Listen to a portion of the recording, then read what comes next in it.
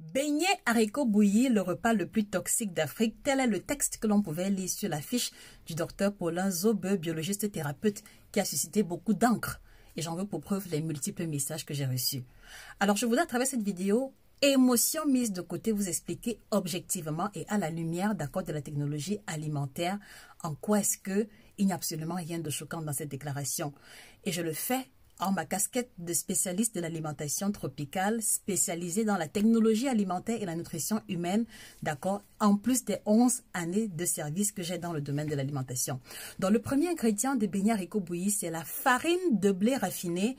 Et si vous regardez attentivement au niveau des sacs de farine, vous allez voir la mention T45, T55 qui indique très clairement que c'est une farine raffinée qui ne contient pas de vitamines et des sels minéraux à l'état de trace. À l'état de trace, écrivez en commentaire trace. Alors, au-delà de cela, on va rajouter à l'intérieur le sucre, ce n'est pas un problème. Mais maintenant, il faut voir la friture que va subir la pâte. Et malheureusement, chez beaucoup de vendeuses de beignets en Afrique, l'huile de friture est utilisée 3, 4, 5 fois par là. Et lorsqu'on sait que l'huile qui est chauffée où la fumée va sortir à l'intérieur est déjà en train de développer des substances toxiques telles que l'acroléine, qui est une substance cancérigène. Voilà, vous comprenez qu'une personne qui mange les beignets haricots bouillis tous les jours va soumettre son organisme à tous ces radicaux libres qui, à la longue, vont être source de cancer, parmi lesquels le cancer de l'œsophage, le cancer des intestins, etc. D'accord?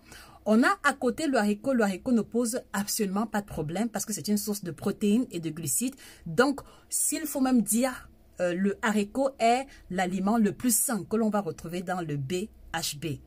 Et au niveau de la bouillie, en général, la plupart des bouillies sont faites à base de farine fermentée et donc la fermentation va détruire complètement les vitamines que l'on pouvait retrouver au niveau du maïs. Donc, à la fin, la bouillie que l'on a dans le bol n'est qu'un triste amas d'amidon avec quelques sels minéraux qui ont pu survivre d'accord à l'eau de fermentation et du sucre. Donc, première conclusion, vous voyez que les beignets apportent les glucides, la bouillie apporte les glucides. Donc, on apporte la même source alimentaire sous la même forme et c'est un peu comme une forme de tautologie, d'accord?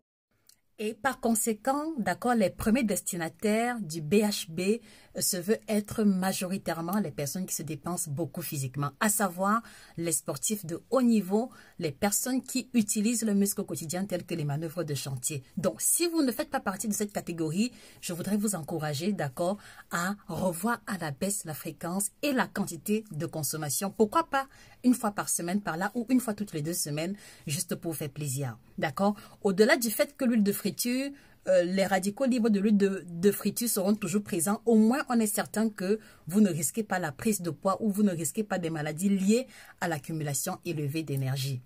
Maintenant que nous savons tous le problème des beignets haricots bouillis, est-ce qu'il faut l'interdire ou le supprimer complètement de notre routine alimentaire?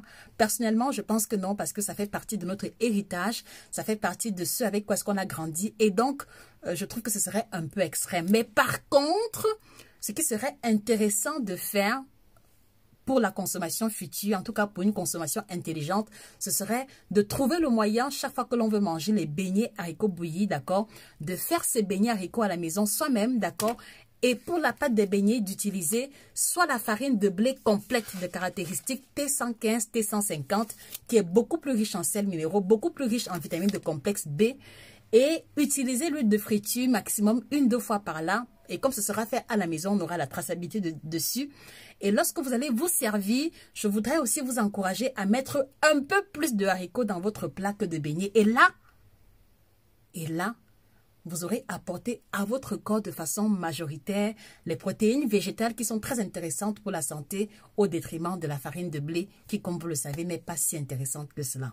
Voilà. Maintenant, la bouillie, on peut très bien s'en passer, mais si vous ne pouvez pas vous en passer, essayez de réduire également la quantité et que, voilà, ce ne soit qu'à titre de symbole ou alors ce ne soit qu'à titre de remémoration de ce avec quoi est-ce que vous avez été familier. Donc, voilà ma modeste contribution vis-à-vis de la thématique du beignet haricot bouilli. J'espère que cela vous aidera à mieux comprendre, émotion mise de côté, que ce n'est pas exagéré de penser que ceci peut être un plat toxique pour certaines catégories de personnes. Merci de repartager la vidéo autour de vous. Et merci également de vous abonner sur nos différents réseaux sociaux et de vous procurer la collection de nos 9 ouvrages, d'accord, qui traitent en profondeur de l'alimentation tropicale sur les thématiques de ventre plat, de perte de poids, de libido, de ménopause, de diabète, etc. C'était Josica, votre chirurgienne en nutrition spécialiste de l'alimentation tropicale.